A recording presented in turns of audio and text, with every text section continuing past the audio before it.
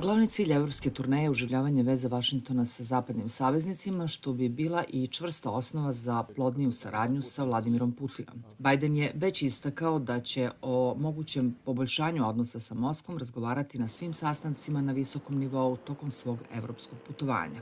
Bela kuća je unapred nagovestila da očekuje da bi nakon samita dvojice predsjednika moglo da usledi uspostavljanje predvidljivih i stabilnijih bilateralnih odnosa sa Rusijom.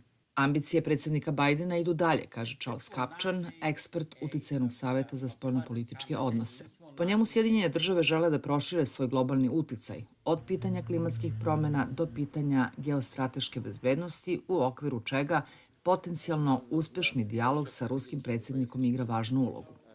Po Kupchanu, predstojeći samit mogao bi da bude koristan Putinu. Given the rise of China, given the forces that he faces at home, S obzirom na uspon Kine i sve jaču opoziciju kod kuće, Putin bi možda bio spreman da uravnoteži svoju poziciju u odnosu na Sjedinjene države i ublaži konfrontaciju sa Amerikom i Evropom. Daniel Hamilton, ekspert uglednog Wilson centra, ističe. Samit nije poklon Putinu, već prepoznavanje da se Putin pita za sve. Moglo bi se reći, politički Putin je isto što i Rusija. Znači, kad god se traži objašnjenje, put vodi pravo prema njemu. Kupchan predviđa. I think the conversation in Geneva is going to be difficult and Verujem da će razgovori u Ženevi biti teški i da će predsjednik Biden postepeno otvoreno izneti sve svoje prigovore. Razgovor sigurno neće biti prijatan, niti će predstavljati nekakvo resetovanje američko-ruskih odnosa.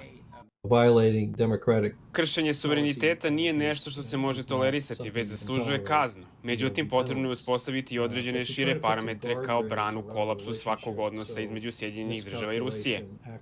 Većina analitičara se slaže da je preispitivanje nekih spornih pitanja sa Moskvom neophodno u cilju uspostavljanja šire međunarodne agende koja uključuje uspostavljanje globalne strateške stabilnosti, kontrolu nuklearnog naoružanja i zajedničke napore na planu klimatskih promjena.